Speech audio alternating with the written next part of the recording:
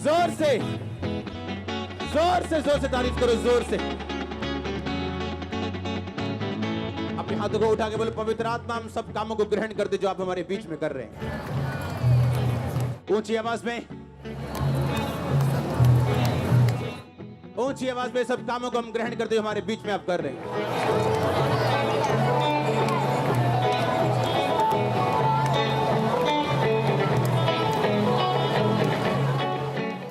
प्रभु यीशु मसीह के सामर्थ्य नाम में हम मांगते हैं,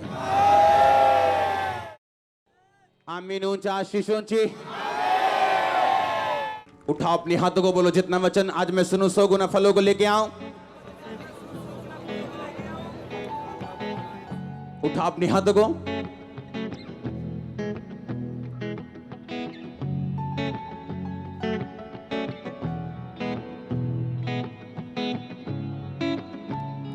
अंधकार की शक्तियां इन वचनों को चुरा ना सके।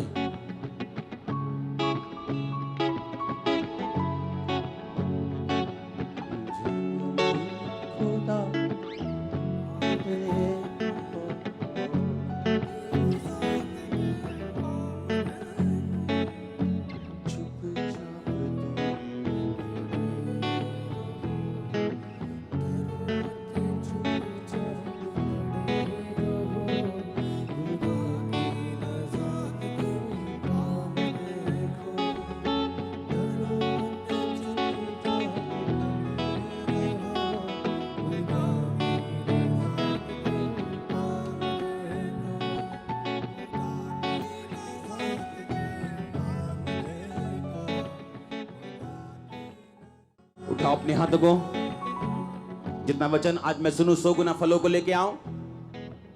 उठा के अपने हाथों को, थैंक यू जीसस। उठाओ अपने हाथों को, प्रभु यीशु मसीह के नाम में। मरकुस 1 उसका 1 अध्याय उसकी 12 आयत को मैं पढ़ूंगा। 12 आपको समझ आए इसलिए मैं 9 से पढ़ूंगा। उन दिनों में यीशु ने गलील के नासरत से आकर यरदन में यूहन्ना से बपतिस्मा लिया, और जब वो जल से निकलकर ऊपर आया तो तुरंत उसने आकाश को खुलते और आत्मा को कबूतर के समान अपने ऊपर उतरते देखा, और आकाशवाणी हुई कि तू मेरा प्रिय पुत्र है, मैं तुझसे बहुत प्रसन्न हूं। तब आत्मा ने तुरंत उसे जंगल की ओर भेजा। सब बोलो आमीन।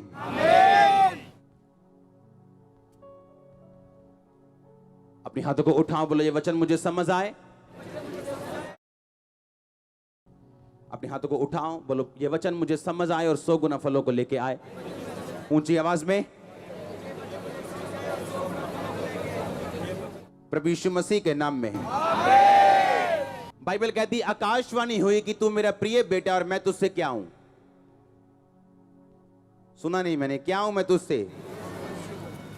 प्रसन्न होने के बावजूद बाइबल कहती है कि फिर आत्मा ने उसे जंगल की ओर भेजा। एक टाइम आपको लगता है कि परमेश्वर आपसे खुश है, अगले ही दिन जब परीक्षाएं आपको हिट करती हैं, आपको लगता है कि क्या सचमुच तू मुझसे खुश है क्या? क्या सचमुच परमेश्वर मुझसे खुश है?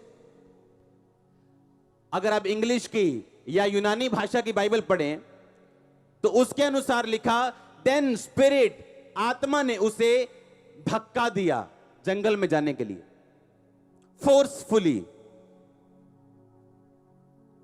लिखा, फोर्सफुली, धक्के से, प्रेशर से पवित्र आत्मा यीशु मसीह को जंगलों में ले गया ताकि शैतान से उसकी परीक्षा हो।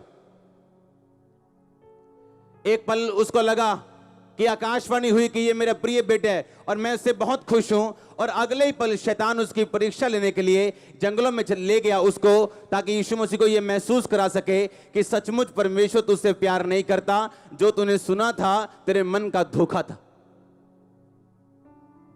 आप अपनी लाइफ की सबसे बड़ी गवाही तब लेते हो। आज क्वायर एक गाना गा रही थी, आप जानते हो चर्च हमारी प्रोफेटिक चर्च है, हाँ क्वायर प्रोफेटिक है, एवरीथिंग प्रोफेटिक है। आप गा रहे थे यीशु में बने रहो, यीशु में बने रहो, यीशु में खड़े रहो।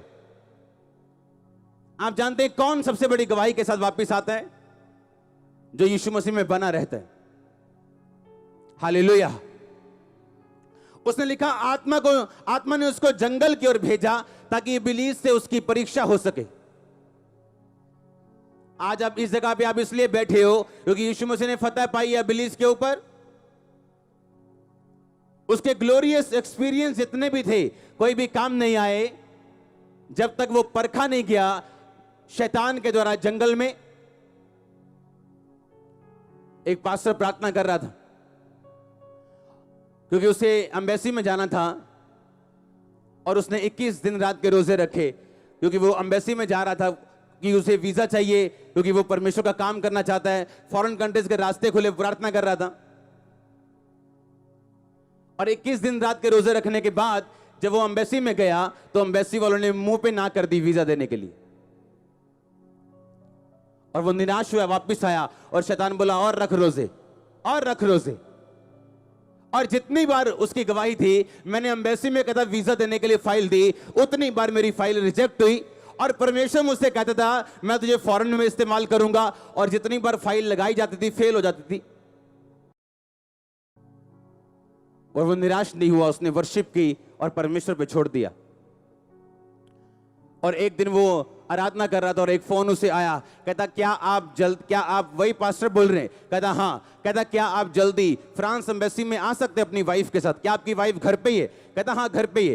कहता आप जल्दी क्या आ सकते वहां पे? कहता मैं आ सकता हूं। कहता जल्दी आइएगा अपने दोनों पासपोर्ट लेके फ्रांस एम्बेसी में गया। वो बंदा कहता मैं आपको फ्रांस एम्बेसी में बहुत बड़ा एक अफसर था, कहता ये मेरी वीजा में हेल्प करेगा आपके लिए क्योंकि मैं आपको फॉरेन में बुलाना चाहता हूं। उस एम्बेसी में से जिस एम्बेसी में वो धक्के खा थक गया था, उस एम्बेसी ने 4 घंटे में सालों का वीजा देके हस्बैंड वाइफ को बाहर किया। सुनो ध्यान से, सुनो। बात वीजा की नहीं थी। जब वो घर आया तो उसने परमेश्वर का, परमेश्वर मैंने इतनी प्रेयर की, इतनी फास्टिंग की, तूने तब मुझे वीजा नहीं दिया और अब मैं तो प्रेयर भी नहीं कर रहा था। परमेश्वर कहता नहीं, तूने जो प्रेयर की थी मैंने अब उसका जवाब दिया। इसका मतलब ये नहीं तुम रोजे ना रखो, फास्टिंग ना रखो, इसका मतलब ये कि परमेश्वर अपने समय पर आपको जवाब देगा। परमेश्वर कहा नहीं, जो रोजे तूने पिछले दिनों रखे थे मैंने उसका जवाब दिया। परीक्षा के दिनों में आपके दिल में क्या आता है और आप क्या सोचते हैं निर्धारित करता है आपके आने वाले जीवन को। बोलो अपने पड़ोसी को,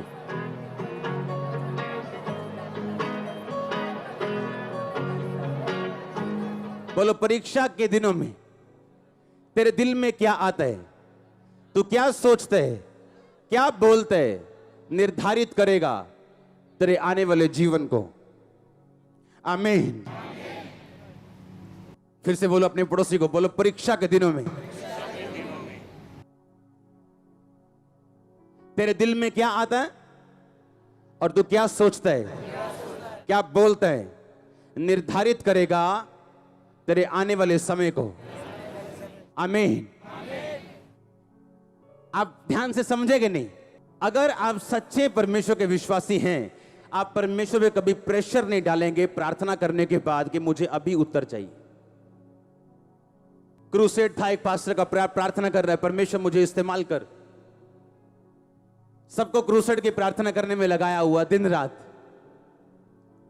कि मुझे उस क्रूसेड पे तेरे काम चाहिए, लंगड़े चलते चाहिए, अंधे देखते चाहिए।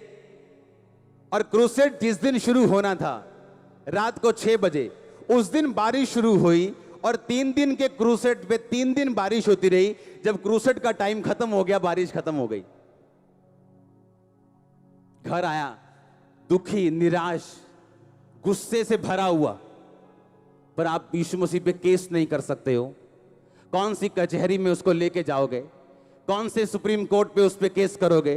वो उत्तर देगा अपने हिसाब से, जब देगा अपने टाइमिंग से देगा।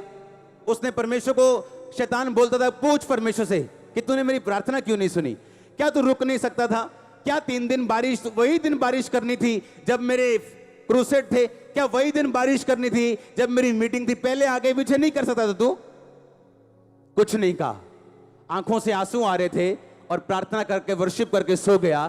आज हर हफ्ते उसका फॉरेन में क्रूसेड होता उस पास्टर का, हर हफ्ते। मैंने दुनिया का कोई पास्टर नहीं देखा जो इतना फॉरेन में क्रूसेड करता हो उस एक पास्टर के अलावा।